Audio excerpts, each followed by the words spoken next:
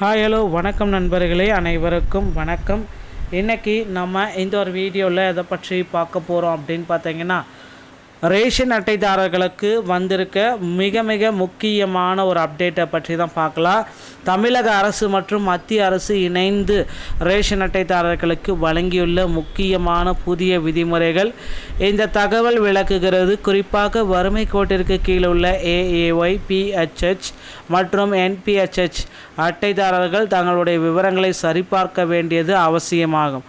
போலியான குடும்ப அட்டைகளை ஒழித்து தகுதியுள்ள ஏழை விவசாயிகளுக்கு சரியான முறையில் உணவுப் பொருட்கள் கிடைத்ததை உற்பத்தி செய்ய EKYC மற்றும் ஆதார் இணைப்பு தற்பொழுது கட்டாயமாக்கப்பட்டுள்ளது.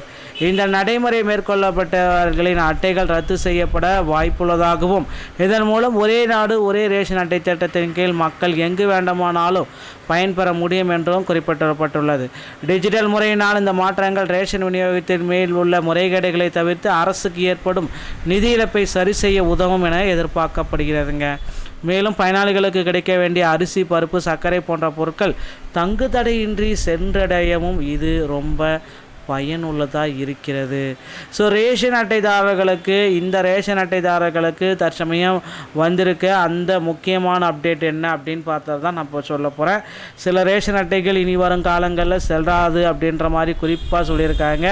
யாருக்கு இது நன்மை பயக்கும், யாருக்கு இது ரேஷன் அட்டைதாரர்களுக்கு முக்கியமான 3 அப்டேட்டுக்கு பற்றி தான் நான் சொல்ல போகிறேன். ஸோ ஏன் இந்த மாற்றங்கள் அப்படின்னு தான் 3 கோடி போலியான ரேஷன் அட்டைகளை நீக்கம் செஞ்சுருக்காங்க.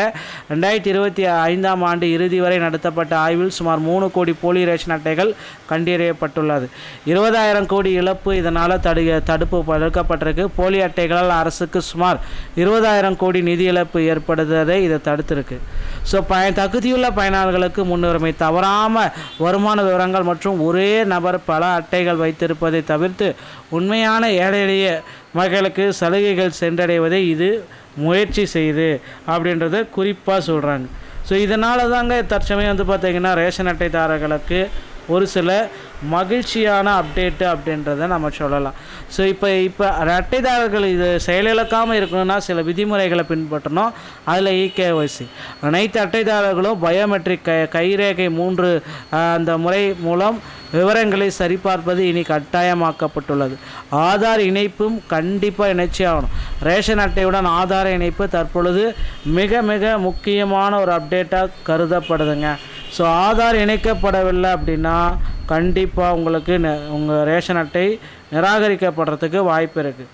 ஒரே நாடு ஒரே திட்டம் ரேஷன் அட்டை திட்டத்தின் மூலம் தமிழக மக்கள் மற்றும் இந்தியாவின் எந்த மாநிலத்தில் இருந்து வேண்டுமானாலும் தங்கள் ரேஷன் அட்டையை பயன்படுத்தி பொருட்கள் வாங்க முடியும். ஸோ காலக்கெடு அப்படின்றத இவங்க அப்டேட் பண்ணியிருக்காங்க. மார்ச் 31ஆம் தேதியோடு முடிகிறது. இந்த 3 முக்கிய மாற்றங்களையும் மார்ச் 30ஆம் தேதிக்குள் ரேஷன் அட்டைதாரர்கள் அப்டேட் செய்யப்பட வேண்டும்.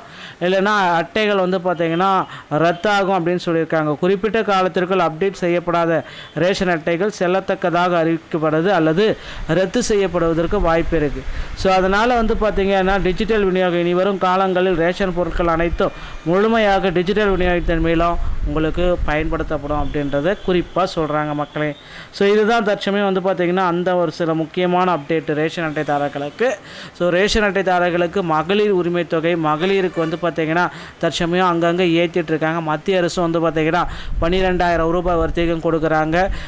PM கிசானில் ஒரு 6,000, உர மானியம் ஒரு 3,000, கேஸ் மானியம் ஒரு 3,000, இப்படி 12,000.